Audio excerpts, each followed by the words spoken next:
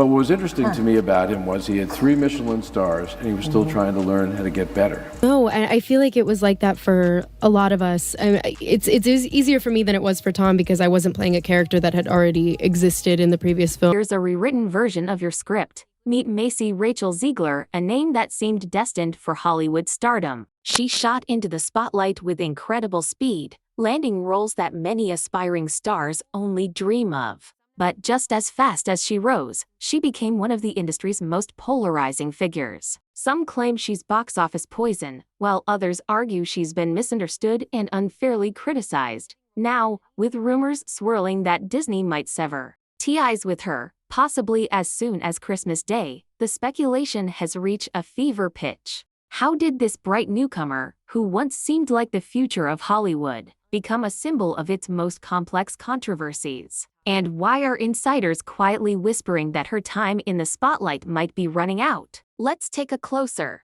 look at what's really going on behind the scenes. Rachel's journey didn't start with scandal. Her performance in West Side Story earned critical acclaim, showcasing her impressive vocal range and undeniable on-screen charisma. Hollywood quickly took notice, dubbing her the next big thing. Yet, even early on, some fans began to feel her social media posts came off as condescending. Critics who had once praised her also started to notice a tendency to dismiss or talk down to certain fan perspectives. While these early red flags barely registered with casual observers, a dedicated group of viewers started to take note. Behind the glamorous red carpets and the standing ovations, the seeds of controversy were quietly taking root. How's that? It keeps the original ideas, but with a more polished flow. Let me know if you want any changes. I did. It was so fun. Oh my god, as a huge Disney fan, it was so exciting to finally get to go to D23. Yeah. I live on the East Coast, so I was never able to go, and also tickets sell out like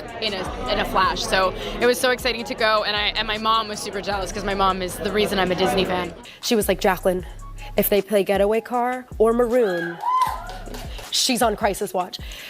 And not only did she play Getaway Car, she also played Maroon.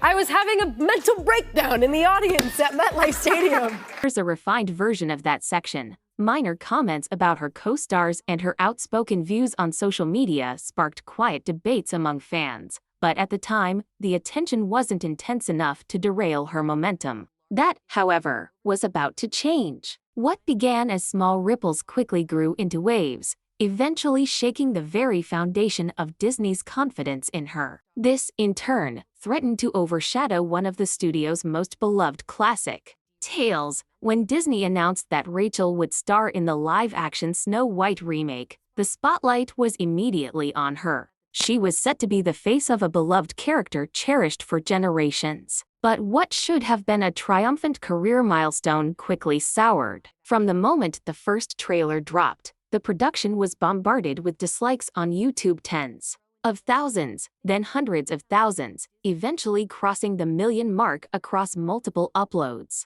The response painted a grim picture of public sentiment. The backlash wasn't limited to just the trailer's aesthetics or script changes. Rachel's interviews began to rub many the wrong way. Some fans felt she disrespected the original 1937 animated classic with dismissive remarks about its storyline and outdated themes. Others accused her of pushing a brand of modern feminism that, according to critics, the audience never asked for. As Twitter, Reddit, and YouTube exploded with outrage, rumors of tension behind Disney's closed doors began to surface. Was it possible that the very company that had chosen Rachel to bring Snow White back to life was now regretting that decision? This version keeps the essence but smooths the flow a bit. How does it sound now? And my advice to them was to not hear the noise as much, to continue doing the job that we've entrusted them to do. Right. Which is to tell the truth, to state the facts, to present the news in an accurate and a fair and in a timely basis. Anything that has to do with technology creating opportunity for us, I find very enjoyable. The creative process at its highest level is at times frustrating, but often, and fortunately for us, really enjoyable. The board was making a decision to make a change at the CEO level at Disney, and that they might ask me to step back. And you say to her? And I said to Willow, I'm getting this call. It's possible that I could get asked back. Here's a refined version of that part. The storm surrounding Snow White continued to brew, and Rachel's other projects soon raised eyebrows for their disappointing performances. Despite the star power of Steven Spielberg and the iconic brand, West Side Story failed to meet financial expectations. Then came Shazam! Fury of the Gods, which floundered in theaters, performing far worse than industry analysts had predicted.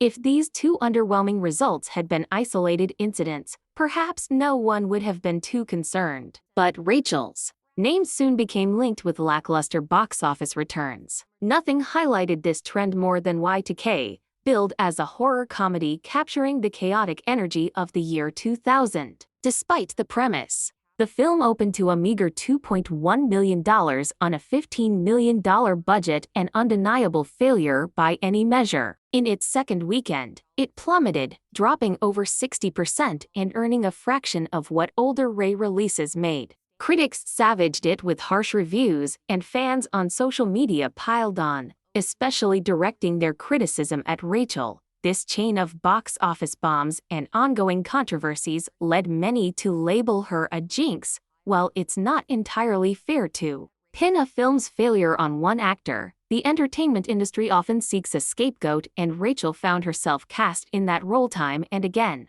As Y2K faltered, new rumors began to spread. Disney was supposedly planning to fire Rachel, and on Christmas Day, no less. Here's a polished version of that section. The rumors about Disney cutting ties with Rachel Zegler spread faster than ever before. While no official statement confirmed such a drastic measure, the chatter quickly took over online forums. That would be my preference as well. Why your preference?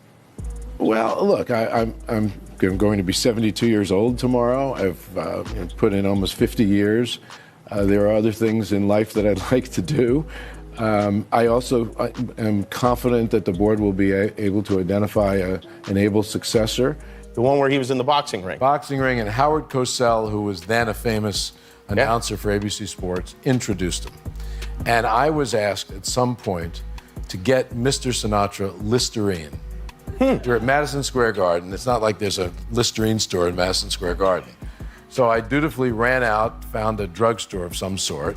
This is before CVS. This is 45 years ago. It's not designed right now to necessarily develop great leaders or to encourage more people to seek public office.